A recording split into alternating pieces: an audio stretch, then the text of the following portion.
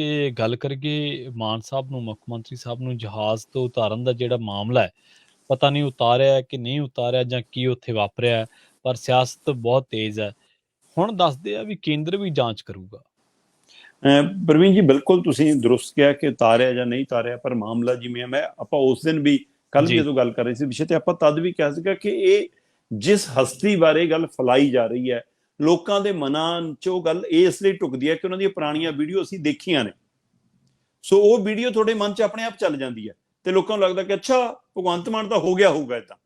ਮਤਲਬ ਤੁਸੀਂ ਆਪਣੀ ਇੱਕ ਇਮੇਜ ਜਿਹੜੀ ਖੜੀ ਕਰ ਲਈ, ਉਸ ਨੇ ਵੱਡੀ ਢਾਲ ਲਾਈ ਹੈ। ਹੁਣ ਇਹ ਘਟਨਾ ਵਾਪਰੀ ਜਾਂ ਨਹੀਂ ਵਾਪਰੀ, ਇਹ ਜਾਂਚ ਦਾ ਵਿਸ਼ਾ। ਪਰ ਆਪਾਂ ਕੱਲ ਇੱਕ ਗੱਲ ਜਿਹੜੀ ਕਰ ਰਹੇ ਸੀਗੇ, ਉਹ ਪਤਾ ਨਹੀਂ ਹੁਣ ਉਹ ਰਾਜਨੀਤਿਕ ਧਿਰਾਂ ਨੇ ਸੁਣ ਲਈ ਹੈ ਜਾਂ ਜੋ ਅਸੀਂ ਸੋਚ ਰਹੇ ਸੀ ਹੋਈ। ਆਪਾਂ ਕੱਲ ਗੱਲ ਕਰ ਰਹੇ ਸੀ ਕਿ ਜੇਕਰ ਆਮ ਆਦਮੀ ਪਾਰਟੀ ਕਹਿ ਰਹੀ ਹੈ ਕਿ ਉਹ ਬਿਮਾਰ ਨੇ, ਤਦ ਉਹ ਕਿਤੇ ਇਲਾਜ ਤਾਂ ਕਰਾਇਆ ਹੋਣਾ, ਕਿਤੇ ਦਵਾਈ ਬੂਟੀ ਤਾਂ ਲਈ ਹੋਣੀ। ਉਹ ਆਮ ਬੰਦੇ ਤਾਂ ਹੈ ਨਹੀਂ ਕਿ ਹਾਂ ਝੋਲੇ 'ਚ ਸਿਰ ਦੁਖਣ ਵਾਲੀ ਗੋਲੀ ਪਈ ਆ ਤੇ ਖਾ ਲਈ ਤੇ ਕੋਈ ਨਾ ਦੂਆ ਜਹਾਜ਼ ਚੜ੍ਹ ਜਾਵਾਂਗੇ, ਆਹ ਬੱਸ ਨਹੀਂ ਫੜੀ ਅਗਲੀ ਬੱਸ ਫੜ ਲਾਂਗੇ ਪਿੰਡ ਨੂੰ। ਏਦਾਂ ਤਾਂ ਨਹੀਂ ਆ। ਮੁੱਖ ਮੰਤਰੀ ਸੀ ਤੇ ਭਾਰਤ ਦੇ ਨੁਮਾਇੰਦਗੀ ਕਰਦੇ ਨੇ, ਪ੍ਰਤੀਨਿਧਤਾ ਕਰ ਰਹੇ ਨੇ, ਉਹ ਇੱਕ ਦੇਸ਼ ਦੀ ਮਤਲਬ ਕਿ ਧਿਰ ਨੇ। ਸੋ ਇਸ ਲਈ ਭਾਰਤ ਦੇ ਉਸ ਧਿਰ ਦੀ ਉੱਥੇ ਜੇਕਰ ਕੋਈ ਦੁੱਖ ਤਕਲੀਫ ਆਉਂਦੀ ਹੈ ਤਾਂ ਤੁਰੰਤ ਉਹਦੀ ਜਾਂਚ ਹੋਈ ਹੋਣੀ। ਸੋ ਇਹੀ ਗੱਲ ਹੁਣ ਸੁਖਬੀਰ ਬਾਦਲ ਕਹਿ ਰਹੇ ਕਿ ਜੀ ਦਿਖਾਓ, ਮੈਡੀਕਲ ਰਿਪੋਰਟ ਦਿਖਾ ਦਿਓ, ਕੋਈ ਇਲਾਜ ਦਾ ਪਰਚਾ ਦਿਖਾ ਦਿਓ ਕਿ ਕਿੱਥੇ ਇਲਾਜ ਕਰਾਇਆ ਕਿੱਥੇ ਨਹੀਂ ਕਰਾਇਆ। ਦੂਸਰਾ ਜਿਹੜਾ ਇਹ ਪਹਿਲੂ ਪ੍ਰਵੀਨ ਜੀ, ਮਤਲਬ ਕਿ ਇੱਕ ਪਾਸੇ ਧਿਰਾਂ ਕਹਿ ਰਹੀਆਂ ਨੇ ਕਿ ਜੀ ਸਾਡੇ ਕੋਲ ਪੂਰੇ ਤੱਥ ਨੇ, ਸਾਡੇ ਕੋਲ ਰਿਪੋਰਟ ਹੈ ਕਿ ਉਹ ਇੱਕ ਯਾਤਰੂ ਜਹਾਜ਼ 'ਚ ਚੜ੍ਹਿਆ, ਉਹ ਲੜਖੜਾ ਰਿਹਾ ਸੀ, ਉਹ ਚੜ੍ਹਦੇ ਹੀ ਪਹਿਲੀ ਸੀਟ ਤੇ ਡਿੱਗ ਗਿਆ, ਫਿਰ ਉਸ ਨੂੰ ਫੜ ਕੇ ਉਹਦੀ ਸੀਟ ਤੱਕ ਪਹੁੰਚਾਇਆ ਗਿਆ। ਤੇ ਇੱਕ ਬਿਜ਼ਨਸਮੈਨ ਸੀ ਜਿਹੜਾ ਕਹਿੰਦੇ ਕਿ ਉਸ ਨੇ ਸਾਨੂੰ, ਸੁਖਬੀਰ ਬਾਦਲ ਤਾਂ ਖੁੱਲ੍ਹ ਕੇ ਆ ਗਏ, ਉਹ ਕਹਿੰਦੇ ਜੀ ਇੱਕ ਬਿਜ਼ਨਸਮੈਨ ਨੇ ਸਾਨੂੰ ਜਾਣਕਾਰੀ ਦਿੱਤੀ। ਮਤਲਬ ਸੁਖਬੀਰ ਬਾਦਲ ਜਿਹਦੀਆਂ ਗੱਲਾਂ ਲੋਕ ਗੱਪ ਮੰਨਦੇ ਹੁੰਦੇ ਸੀ, ਅੱਜ ਉਹਦੀ ਗੱਲ ਸੁਣ ਰਹੇ ਨੇ। ਸੁਖਬੀਰ ਬਾਦਲ ਜਿਹਨੂੰ ਪੰਜਾਬ ਨਕਾਰਦਾ 3 ਤੱਕ ਲਿਆਇਆ 25 ਸਾਲ ਦੇ ਰਾਜ ਕਰਨ ਵਾਲਾ, ਅੱਜ ਉਹਦੀ ਗੱਲ ਮਤਲਬ ਕਿ ਚਰਚਾ ਦਾ ਮੁੱਦਾ ਬਣੀ ਹੈ। ਸੋ ਇਸ ਗੱਲ ਤੇ ਸੋਚਣਾ ਪੈਣਾ ਕਿ ਕੀ ਇਹ ਨਵੀਂ ਸਰਕਾਰ 'ਚ ਛੇਤੀ ਕੋਈ ਖਾਮੀਆਂ ਤਾਂ ਨਹੀਂ ਆ ਗਈਆਂ ਕਿ ਇਹਨਾਂ ਲੋਕਾਂ ਦੀ ਗੱਲ ਵੀ ਲੋਕ ਸੁਣਨ ਲੱਗੇ। ਸੋ ਸੁਖਬੀਰ ਬਾਦਲ ਕਹਿੰਦਾ ਮੇਰੇ ਕੋਲ 2 ਆਧਾਰ ਪਏ ਨੇ ਜੀ। ਇੱਕ ਰਾਜਸਥਾਨ ਦਾ ਵਪਾਰੀ ਸੀਗਾ, ਕਹਿੰਦਾ ਜਿਹੜਾ ਬਿਜ਼ਨਸ ਕਲਾਸ 'ਚ ਬੈਠਾ ਸੀ, ਉਹ ਤੋਂ ਮੈਨੂੰ ਸਾਰੀ ਜਾਣਕਾਰੀ ਮਿਲੀ ਆ। ਇੱਕ ਹੋਰ ਉਦਯੋਗਪਤੀ ਸੀਗਾ ਜਿਹੜਾ ਫਸਟ ਕਲਾਸ ਦੇ ਵਿੱਚ ਸਫ਼ਰ ਕਰ ਰਿਹਾ ਸੀ, ਉਹ ਤੋਂ ਜਾਣਕਾਰੀ ਮਿਲੀ ਆ। ਸੋ ਇਸ ਹਵਾਲੇ ਨਾਲ ਪਰ ਆਮ ਆਦਮੀ ਪਾਰਟੀ ਜਿਹੜਾ ਖੰਡਨ ਕਰ ਰਹੀ ਹੈ, ਕੇਜਰੀਵਾਲ ਹੋਰੀ ਜਿਹੜਾ ਖੰਡਨ ਕਰ ਰਹੇ ਨੇ, ਉਹਨਾਂ ਨੂੰ ਚਾਹੀਦਾ ਕਿ ਉਹ ਫੁਟੇਜ ਕਢਾ ਲੈਣ। ਏਅਰਪੋਰਟ ਤੇ ਫੁਟੇਜ ਤਾਂ ਹੋਣੀ ਨਾ ਕਿ ਮੁੱਖ ਮੰਤਰੀ ਸਾਹਿਬ ਆਏ, ਉਹ ਜਹਾਜ਼ 'ਚ ਚੜ੍ਹੇ। ਹੁਣ ਉਹ ਹਵਾਲਾ ਦਿੱਤਾ ਜਾ ਰਿਹਾ ਕਿ ਏਅਰਪੋਰਟ ਦੇ ਉੱਤੇ ਉਸ ਜਹਾਜ਼ ਜਿਹੜਾ ਦੂਸਰਾ ਭਾਰਤ ਤੋਂ ਆਉਣਾ ਸੀ, ਉਹਦੀ ਦੇਰੀ ਕਾਰਨ ਇਹ ਜਹਾਜ਼ ਲੇਟ ਹੋਇਆ। ਸੋ ਜਹਾਜ਼ ਦੀ ਅਦਲਾ ਬਦਲੀ ਦਾ ਮਸਲਾ ਬਣਿਆ ਕਿ ਇਸ ਲਈ 3 ਘੰਟੇ 4 ਘੰਟੇ ਲੇਟ ਹੋਇਆ।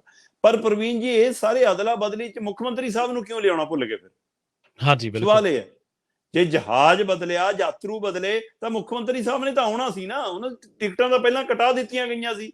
ਉਹਨਾਂ ਨੂੰ ਦੁਬਾਰਾ ਉੱਥੇ ਭਾਰਤੀ ਰਾਜਦੂਤ ਨੇ ਆਪਣੀ ਟੀਮ ਭੇਜ ਕੇ ਵਾਪਸ ਕਿਉਂ ਲਿਆਉਣਾ ਪਿਆ? ਕਿਉਂ ਕਹਿਣਾ ਪਿਆ ਕਿ ਇਹ ਜਹਾਜ਼ 'ਚ ਨਹੀਂ, ਅਗਲੇ ਦਿਨ ਜਾਣਗੇ? ਇਹ ਪ੍ਰਬੰਧ ਕਿਉਂ ਕਰਨੇ ਪਏ? ਇਹ ਸਵਾਲ ਜਿਹੜਾ ਖੜਾ, ਇਹਦਾ ਜਵਾਬ ਅਜੇ ਤੱਕ ਕਿਸੇ ਨੇ ਨਹੀਂ ਦਿੱਤਾ।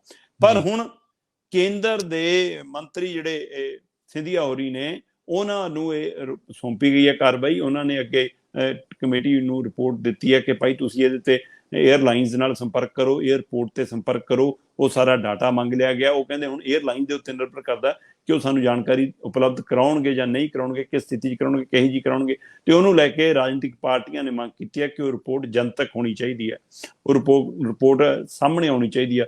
ਸੋ ਇਸ ਨੂੰ ਲੈ ਕੇ ਰਾਜਨੀਤੀ ਗਰਮਾ ਗਈ ਹੈ ਔਰ ਕਿਤੇ ਨਾ ਕਿਤੇ ਮੁੱਖ ਮੰਤਰੀ ਸਾਹਿਬ ਇਸ ਮਾਮਲੇ ਦੇ ਵਿੱਚ ਖਾਸੇ ਮਤਲਬ ਕਿ ਸਵਾਲਾਂ ਦੇ ਘੇਰੇ 'ਚ ਵੀ ਆ ਗਏ ਨੇ। ਔਰ ਆਮ ਆਦਮੀ ਪਾਰਟੀ ਦੇ ਮੁਖੀ ਅਰਵਿੰਦ ਕੇਜਰੀਵਾਲ ਉਹਨਾਂ ਦੇ ਬਚਾਅ 'ਚ ਵੀ ਨਿੱਤਰੇ ਨੇ। ਉਹ ਕਹਿੰਦੇ ਭਗਵੰਤ ਸਾਡਾ ਮਾਣ ਹੈ, ਉਹਨਾਂ ਦੇ 6 ਮਹੀਨੇ ਦੇ ਕੰਮ ਬੋਲਦੇ ਨੇ।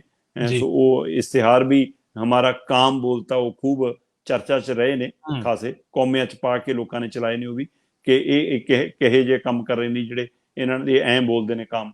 ਸੋ ਇਸ ਲਈ ਉਸ ਹਵਾਲੇ ਨਾਲ ਉਹ ਖਾਸੇ ਚਰਚਾ 'ਚ ਨੇ। ਉਹ ਕਹਿੰਦੇ ਕਿ ਨਹੀਂ, ਸਾਡੇ ਕੰਮ ਇੰਨੇ ਵਧੀਆ ਨੇ ਕਿ ਇਸ ਕਰਕੇ ਵਿਰੋਧੀ ਧਿਰ ਸਾਨੂੰ ਤੇ ਨਿਸ਼ਾਨਾ ਬਣਾ ਰਹੇ ਨੇ, ਹਮਲਾ ਬਣਾ ਰਹੇ। ਪਰ ਇਹ ਫੇਰੀ ਤੋਂ ਬਾਅਦ ਇਹ ਵਿਵਾਦ, ਤੇ ਵਿਵਾਦ ਤੋਂ ਬਾਅਦ ਹੁਣ ਇਹ ਜਾਂਚ, ਕੇਂਦਰ ਦੀ ਜਾਂਚ, ਕੀ ਇਹ ਦੇਸ਼ ਦੇ ਇੱਕ ਪ੍ਰਤੀਨਿਧੀ ਨੂੰ ਧਿਆਨ 'ਚ ਰੱਖ ਕੇ ਜਾਂਚ ਹੋਏਗੀ ਜਾਂ ਇੱਥੇ ਵੀ ਬੀਜੇਪੀ ਦੇ ਅਕਸ ਨੂੰ ਲੈ ਕੇ ਜਾਂਚ ਹੋਏਗੀ? ਇਸ ਨੂੰ ਲੈ ਕੇ ਵੀ ਸਵਾਲ ਹੈ ਕਿ ਕਿਤੇ ਆਪਣਾ ਅਕਸ ਉਭਾਰਨ ਦੇ ਲਈ ਇਸ ਦੇ ਵਿੱਚ ਕੋਈ ਬੀਜੇਪੀ ਵੀ ਖੇਡ ਤਾਂ ਨਹੀਂ ਖੇਡੇਗੀ। ਇਹ ਵੀ ਇੱਕ ਫਿਕਰਮੰਦੀ ਹੈ।